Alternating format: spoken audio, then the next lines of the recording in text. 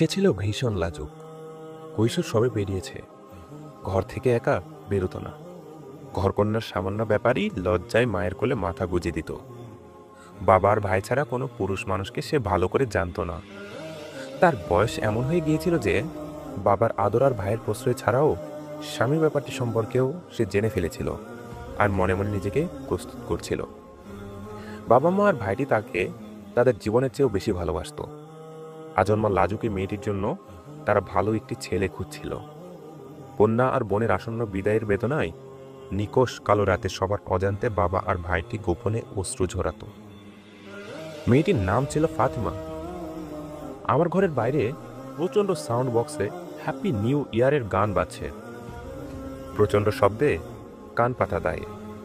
পাড়ার ছেলেরা চিৎকার করে করে নাচছে।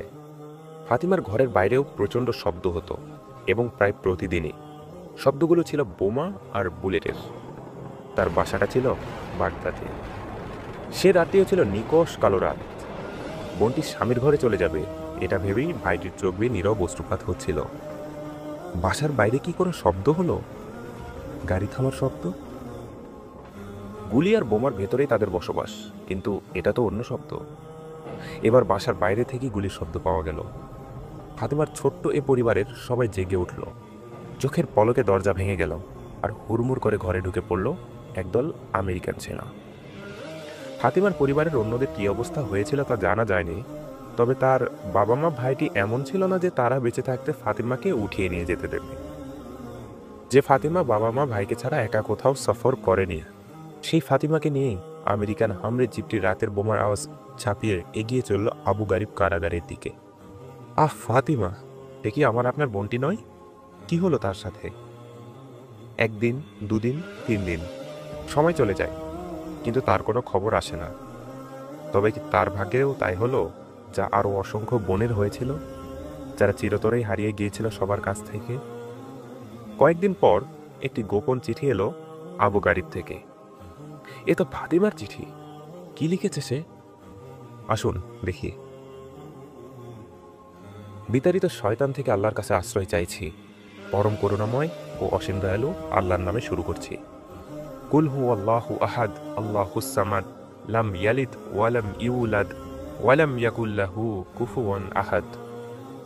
আমি শুরুতে এই সূরার উদ্ধৃতি দিলাম, কেননা আমি মনে করি মহান আল্লাহর পরিচয় তুলে ধরার জন্য এই সূরাটি সবচেয়ে ভালো, আর মুমিনদের অন্তরে এই সূরাটি দৃঢ়ভাবে গেঁথে আছে। আল্লাহর পথে লড়াইরত আমার ইরাকি মুজাহিদ ভাইরা, আপনাদের কাছে আমার কী বা বলার আছে? শুধু এতটুকুই বলি, আমার মতো এমন অসংখ্য ইরাকি বোনের গর্ভে এখন মার্কিন সেনারকি পশুদের বাচ্চা। এরা আমাদের অসংখ্যবার ধর্ষণ করেছে। তারা আমাদের শরীরকে নষ্ট করে দিয়েছে, আমাদের মুখে থুতু ফেলেছে, আর যে কোরআনকে আমরা গলায় ঝুলিয়ে রাখি সে কোরআনকে তারা ছিঁড়ে ফেলেছে। আল্লাহু আকবার, আল্লাহু আকবার। আপনারা কি আমাদের অবস্থা উপলব্ধি করতে পারছেন না? আপনারা কি এখনকার অবস্থা সম্পর্কে জানেন না? আমরা আপনাদের মুসলিম বোন, আমরা আপনাদের মুসলিম বোন। আল্লাহ কাল এ ব্যাপারে আপনাদের কাছ থেকে হিসাব নেবেন। আল্লাহর শপথ, আমরা এমন কোনো রাত কাটাইনি যে রাতে পশুরূপী মার্কিন সেনারা আমাদের ধর্ষণ করার জন্য আমাদের উপর ঝাঁপিয়ে পড়েনি।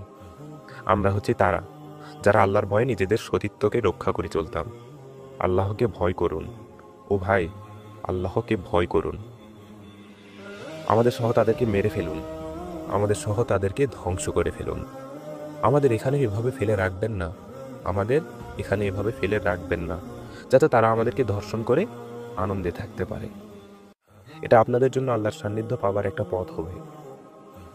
আমাদের ব্যাপারে আল্লাহকে ভয় করুন। মার্কিনদের ট্যাঙ্ক ও বিমানকে উপেক্ষা করুন।